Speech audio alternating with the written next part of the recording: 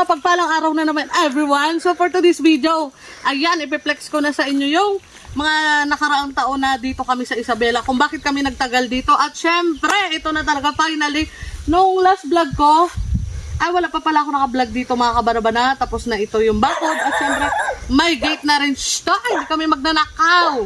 So yun mga kabarabana, ito po yung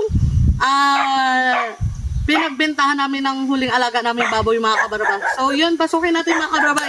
Ito pong lupang ito ay lupa na namin ni Daddy Marv. So yan, pasukin po natin.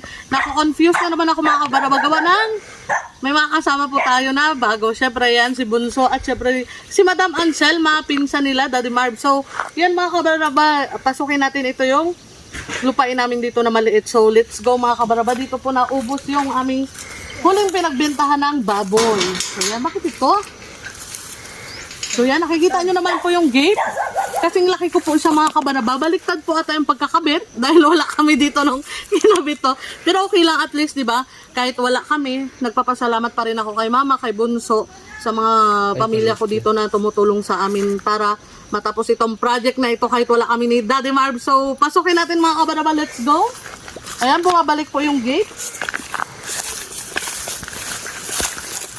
So yan mga kabaraba, ito po palang lupa na ito, nagsilbing remembrance namin kay Papa Victor. Although nawala na po siya, pero nag-remembrance po namin ito dahil pinakiusapan niya lang po yung kumpare niya para makabili kami dito ng abot kayang halaga ng lupa. So hindi kami napagastos masyado sa pagbili ng lupa. Ang napagastos po talaga kami dito ay bakod. So nakikita nyo naman po, Daddy Marbs, ipakita mo sa kanila yung bakod natin. So ang plan po sana namin dito, sana mga kabaraba, ay lilipat kami ng Isabela, kaso hindi po kami natuloy lumipat gawa ng hindi pumayag si nanay at tatay. Siyempre wala na rin maiiwan doon sa Palawan, doon sa amin sa Brooks, kaya hindi sila pumayag na lilipat kami dito. Ito po yung magsisilbi na lang siyang bahay bakasyonan, or pag may bahay na yun, bakasyonan na lang namin, or kahit doon po kami, pwede kami dito magpatanim, gawa ng nakabakod po siya, at siguradong hindi dito makakapasok yung mga hayop. Although na nagastusan kami mga kabaraba, at least secured na yung aming kakarampot na lupa. So yan, Daddy Marbs, ipakita mo yung lawak ng gate. Ayan, si Bunso at si Anselma nandyan din po mga kabaraba. Nakikita nyo naman po yung gate mga kabaraba, nakalapad niya kasi. Ang plano namin dito, syempre sa tulong nyo na rin, pagka kami ay naka-LL na sa buhay, ayan, kaya malapad yung gate namin, bibili rin kami ng 4 wheels. So not now but soon, syempre sa pamamagitan din niya ni Papa God kung ano mga plano niya. At syempre yun mga kabaraba, ikutin natin to. Itong lupang ito mga kabaraba ay malawak sana, maluwag siya, pero yung napunta sa amin ay pahaba. Pero mas the best na rin kasi ang plan namin dito mga kabaraba, pag medyo nakaluwag na, papatayuan po namin ito ng babuyan. So magbababuyan kami dito. At syempre sa dulong yun may sapa dyan mga kabaraba, so pupuntahan natin. At may pinatayo din kami ditong kubo.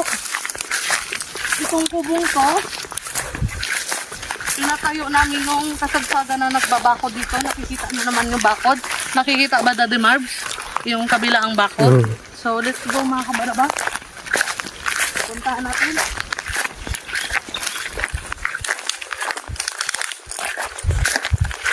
At syempre yung nagme-maintain dito mga kabaraba, ayan si Bunso. Syempre thankful ako sa aking bayaw na yan, kahit banaba lang din yan siya kasi katulad ko. Pero napaka-supportive yan nila. Hindi lang siya, although yung mga pamilya ni Daddy Marbs, yun yung gusto ko dito kasi pagka may pakisuyo kami, hindi kami nahihirapan makisuyo sa kanila. So let's go mga kabaraba.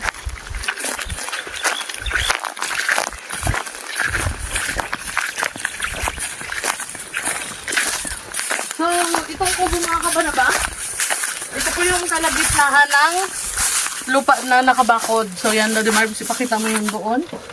Ito yung kubo na ginawa namin, nagsilbing silungan. At syempre dito may mga yero pa rin. Yan po yung ginawang panghorma ng aming bakod. So yun, diba presko dito mga kabaraba. Kaya gusto rin talaga namin ni Daddy Marbs na makaluwag-luwag na gawa nga ng, gusto namin dito makapatayo ng simpleng kubo. At syempre project na rin siguro this year or next year, awa ng Diyos, pag meron na mga kabaraba. Syempre napagastos din nga, lalo pat na hospital din sa Kabanaban yun, malaki rin yung gastos na karaang taon. So dapat yung panggastos na yun ay nakapagawa na dito ng kubo. Kaso yun nga, hindi natin inaasahan minsan yung mga karamdaman. So kaya mga kabaraba, ingat-ingat tayo sa ating mga sarili. So proceed tayo doon mga kabaraba, kasi doon banda yung dulo ng lupa. So let's go.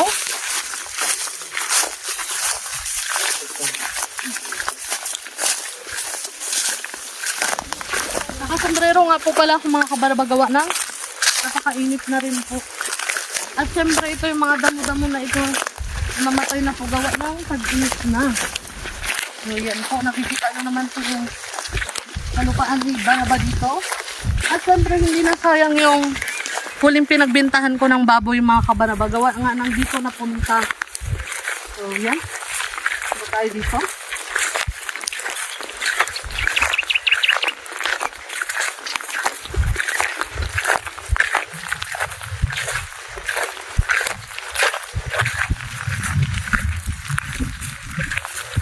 Ayan mga kabaraba, sa likod ng kawayan na ito, ito na po yung dulo ng lupa mga kabaraba. So Daddy Marbs, ikot mo muna hanggang doon sa gate kung gaano kalawak ito.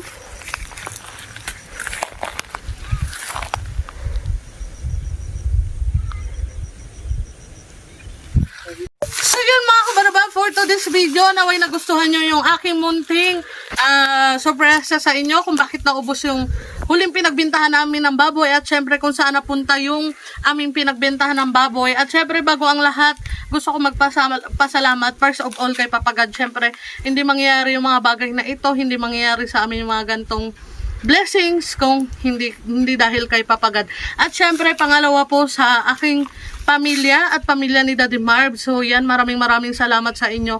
Syempre, pagkatulad nga niyan, pag nagkakaisa tayo, ang bawat pamilya, may nabubuong napakagandang plano. At syempre, hindi lang plano, na-aksyonan mga kabarabas. So yan, thankful po talaga ako. Syempre, nagkaroon ako ng pamilya na very supportive.